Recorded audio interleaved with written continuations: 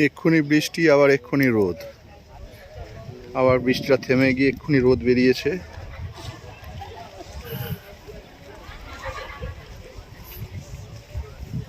Actually temple বলছে ঠিকই, তবে যেহেতু এটা মুসলিম কান্ট্রি হয়ে গেছে, সেই অর্থে আমাদের ওখানে যেমন ঠাকুরের পূজা অর্চনা হয়, এখানে কিন্তু সেটা হয় না। এটা টেম্পলটা ছিল বহু বছর আগে, বহু যুগ আগে, তো সেটাই এখানে এখন টেম্পল বলে ওরা ট্যুরিস্টদের এখানে নিয়ে আসছে। হ্যাঁ, ভিউ আছে খুব ভালো, বাট সেই রকমভাবে কোনো রকম যে পূজা হচ্ছে সেরকম নয়। আর এদের এখানে পুজোটা ওই রকমভাবে আমাদের দিয়া জ্বালিয়ে ধূপ জ্বালিয়ে যেমন পুজো হয়, ওই রকম পুজো এরকম এখানে হয় না।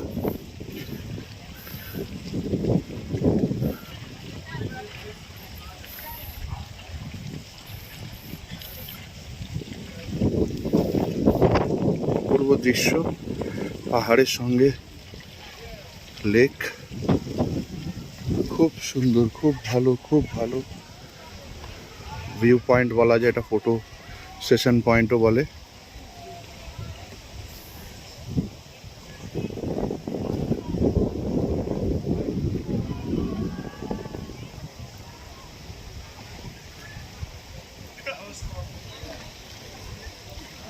সব বিদেশি, ম্যাক্সিমাম বিদেশি, মানে ফ্রান্স, অস্ট্রেলিয়া, ইউকে, কানাডা,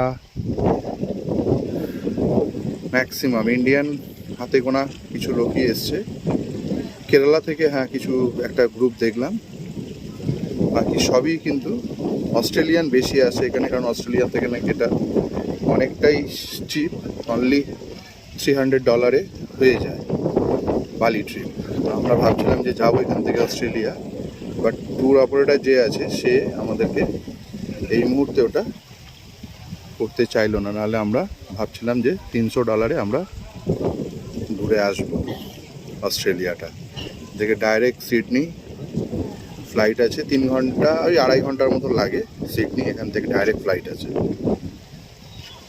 2.5-3 ঘন্টার মধ্যে আমরা অস্ট্রেলিয়া পৌঁছে যেতাম। কিন্তু যে ট্যুর গাইড আছে সে কিন্তু ওটাকে করলো না, নাহলে আমরা ঘুরে আসতাম 2 দিনের জন্য হলেও।